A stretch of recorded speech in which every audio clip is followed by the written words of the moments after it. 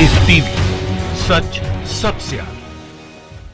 दोस्तों, मैं अब्बास हफीज हूं। भारतीय जनता पार्टी आए दिन लोकतंत्र की दिन दहाड़े हत्या कर रही है, जिस तरह से हम देखते आ रहे हैं। लेकिन आज जो हुआ है, राज्यसभा में भारतीय जनता पार्टी ने लोकतंत्र की धज्जियां उड़ा दी हैं, सदन की गरिमा को पूरी तरह से तार तार कर दिया है। जो इतिहास में कभी नहीं हुआ होगा, वो भारतीय जनता पार्टी ने आज राज्यसभा में किया है। आप कल्पना नहीं कर सकते, कृषि बिलों को पारित करने के लिए और अपने कॉर्पोरेट साथियों को फायदा पहुंचाने के लिए भारतीय जनता पार्टी ने किसान विरोधी कृषि बिलों को जिस तानाशाही रवैये से पारित कराया है, उसको तो कोई सोच ही नहीं सकता कभी। मैं आपको बताऊंगा क्या क्या हुआ, डेरेक ओब्रायन ने क्या कहा है, वो सुन के आप खुद चौंक जाएंगे कि राज्यसभा का टेलीकास्ट जो चल रहा था, उसकी फीड को काट दिया गया ताकि लोग बाहर नहीं देखें।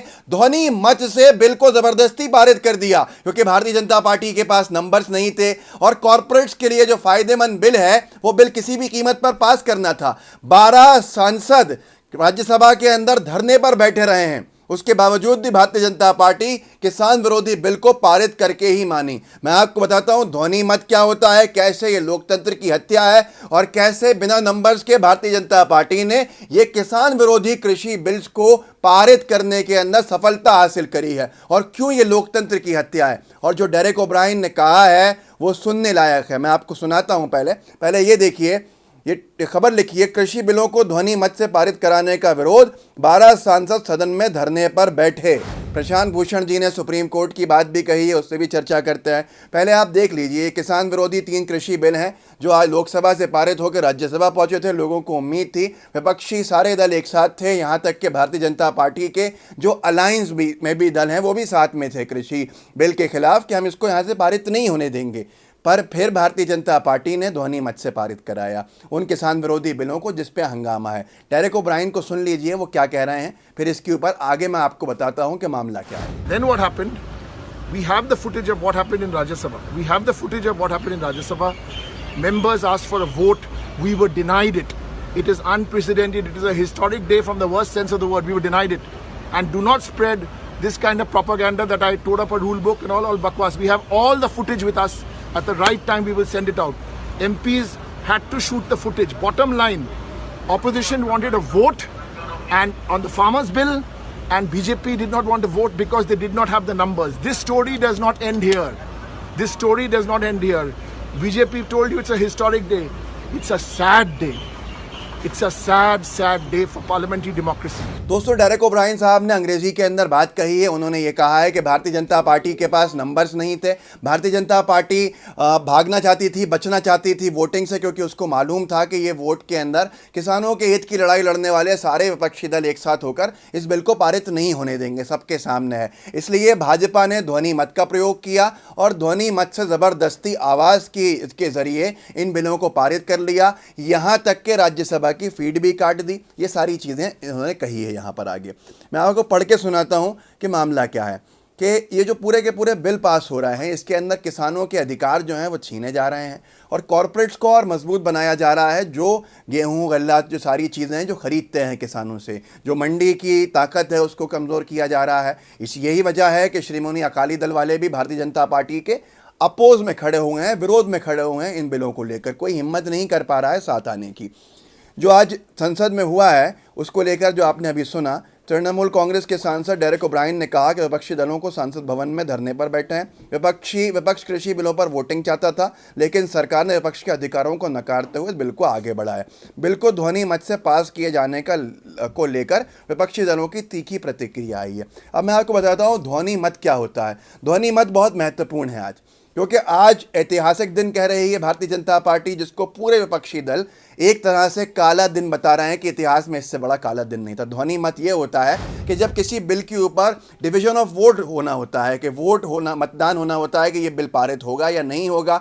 उसके ऊपर बहुत सारे तरीके होते हैं। सीक्रेट बैलेट से मतदान कराया जाता है कि खामोशी से लोग अपना सांसद वोट डाल देते हैं, हाथ उठा के मतदान कराया जाता है, सामने दिख जाता है। ध्वनि मत सबसे हल्का तरीका है बिल को पास करने का। सभापति जो राज्यसभा में होते हैं और लोकसभा में अध्यक्ष जो होते हैं, ये अपने बिल को हाथ में रखते हैं और ये कहते हैं कौन इस बिल के समर्थन में है। तो एक तेज़ आवाज़ में जो समर्थन में हाँ कहने वाले सांसद हैं वो चिल्लाते हैं हाँ, तो उनकी ध्वनि कितनी तेज आवाज़ है। उसके बाद कहा जाता है अब कौन इसके समर्थन में नहीं है वो बोलें, तो वो कहते हैं ना।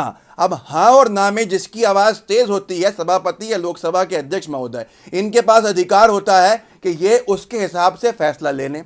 सभापति आप जानते हैं किस तरह से अभी मामला पूरा चल रहा है, ये सबसे हल्का तरीका होता है। और अगर इसके बाद भी विवाद होता है तो फिर दूसरे तरीकों को अपनाया जाता है, वोटिंग के, इसको निरस्त कर दिया जाता है।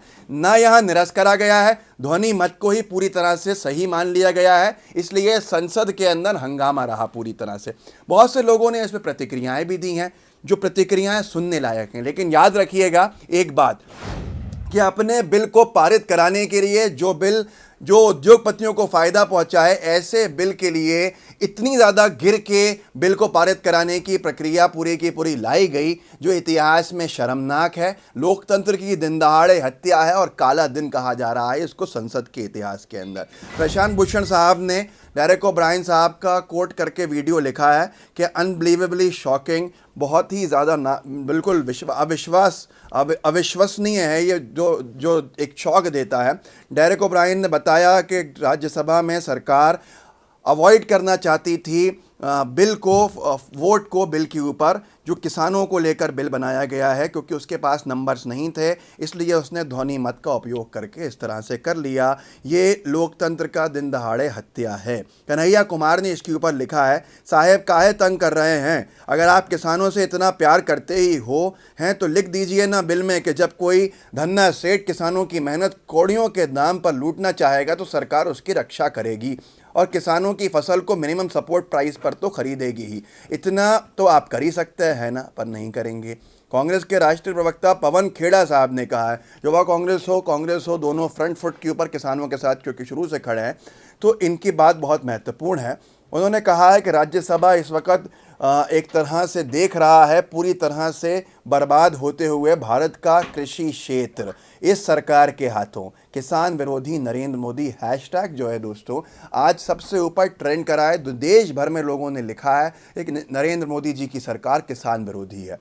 उसके साथ साथ यहाँ पर ये प्रशांत भूषण जी ने एक और ट्वीट में कहा है कि सारे सांसदों को चाहिए जो विपक्ष में थे कि सुप्रीम कोर्ट जाए, सुप्रीम कोर्ट का भी टेस्ट हो जाएगा यहाँ पर, क्योंकि इस तरह से अधिकारों का हनन नहीं कर सकते हैं किसी का भी। विनोद कापड़ी साहब ने इसके ऊपर लिखा है, वरिष्ठ पत्रकार भी हैं, फिल्म मेकर भी हैं, संसद में आए लोकतंत्र और संविधान की धज्जियाँ उड़ी हैं, धज्जियाँ, क्योंकि हकीकत बात है जिस तरह से तानाशाही का रवैया देखा ये कभी नहीं देखा था। ध्वनि मत आप क्या सोच सकते हैं, ध्वनि मत के अंदर एक और बात है, जो ज़्यादा टाइम कंज्यूमिंग चीज़ें नहीं होती हैं बिल, उनमें सादा सदन का समय बर्बाद नहीं हो, इसलिए ध्वनि मत का इस्तेमाल किया जाता है। ये ऐसा बिल था जहां ध्वनि मत का उपयोग किया जाता। भाजपा के पास अपने एनडीए के भी नंबर्स नहीं थे, क्योंकि हरसिमरत कौर इस्तीफा दे चुकी हैं मंत्री पद से, और सीधे सीधे भाजपा के विरोध में अकाली दल जैसा उनका पुराना अलाय भी खड़ा हुआ है, घटक दल। राहुल बंसल ने लिखा है, बार बार संविधान का बीजेपी द्वारा सामूहिक बलात्कार हो रहा है। इससे पूर्व 370 के समय भी यही किया गया था, बीजेपी पर 376 लगनी चाहिए। आप सोच लीजिए किस तरह से लोग लिख रहे हैं। मोदी जी ने इसके ऊपर ट्वीट किया। मोदी जी ने कहा, मैं पहले भी कह चुका हूं और एक बार फिर कहता हूं, एमएसपी यानी मिनिमम सपोर्ट प्राइस, न्यूनतम समर्थन मूल्य की व्यवस्था जारी रहेगी, सरकारी खरीद जारी रहेगी। सबसे बड़ा एक पॉइंट है इसके अंदर कि जो मंडी के बाहर पैन कार्ड धारक खरीद सकते हैं, कंपनीज वाले खरीद सकते हैं किसानों से, तो वहाँ मिनिमम सपोर्ट प्राइस का कोई रोल नहीं है।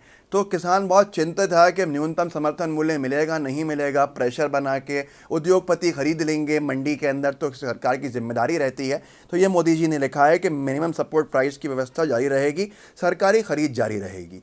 अब आप सोचिए, इसके ऊपर एक व्यक्ति ने बहुत सही लिखा है, एक पैरोडी अकाउंट है, आप ये भी कह चुके हैं कि काला धन वापस ना आए तो मुझे चौराहे पर लटका देना।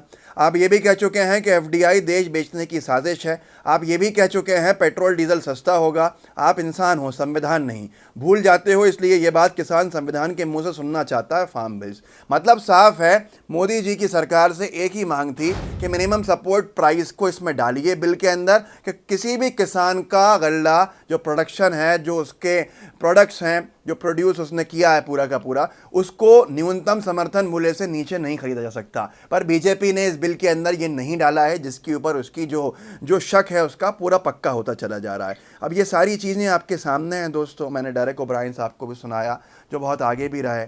मैंने आपको कांग्रेस के नेताओं की भी पढ़ के सुना है। ये आज सबसे बड़ा है कि काला दिन, बीजेपी इसको ऐतिहासिक दिन कह रही है। ये काला दिन इसलिए है क्योंकि लोकतंत्र की दिन दहाड़े हत्या अभी तक तो बाहर होती थी, अब सदन के अंदर हो रही है। इस वीडियो को आगे बढ़ाइए, किसान परेशान है, किसान का साथ दीजिए। भाजपा को बेनकाब करना ज़रूरी है। हमारे नए चैनल LTV को सब्सक्राइब कीजिएगा, डिस्क्रिप्शन बॉक्स में लिंक है। लाइव टीवी का बेल आइकन दबाइए और साथ के साथ अगर आप फेसबुक पे इस वीडियो को देख रहे हैं तो फेसबुक पेज हमारा लाइक कीजिएगा। जय हिंद, जय भारत। लाइव टीवी दिन दहाड़े हत्या कर रही है, जिस सबसे तरह से हम देखते आ रहे हैं, लेकिन